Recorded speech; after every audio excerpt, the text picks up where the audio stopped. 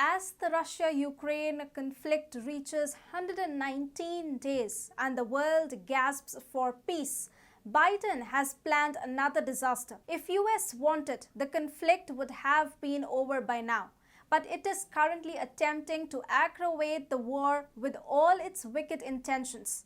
And it is doing so by arming Ukraine with nuclear warheads. Hi and welcome to TFI Global, the foreign affairs and geopolitical analysis arm of the TFI Media Group. I'm your host Tejasvi Malhotra, and if you haven't subscribed to the TFI Global channel yet, please hit the subscribe button and press the bell icon to receive all the latest updates. US and Ukraine know pretty well that Ukraine is losing the war. The US tried all the possible ways to arm Ukraine with all the advanced weapons it had. The US has provided reckless financial and military aid to Ukraine just to defeat Russia in the war. But it failed miserably in all ways to end the war with Russia. However, the US and Ukraine have come up with a fresh strategy to stop Russian aggression.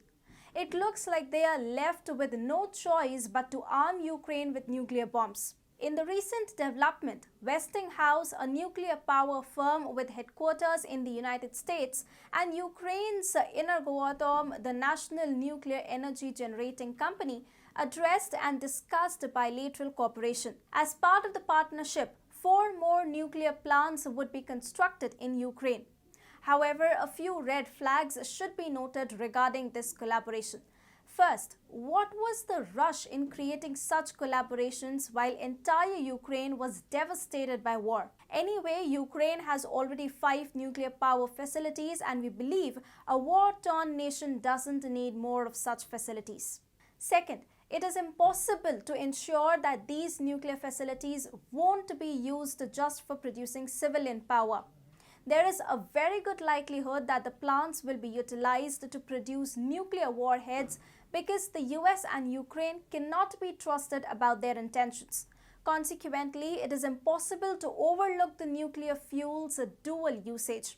Third, when the International Atomic Energy Agency wanted to deploy its delegate to the nuclear facilities, Energoatom, the company involved in these projects, rejected the proposal.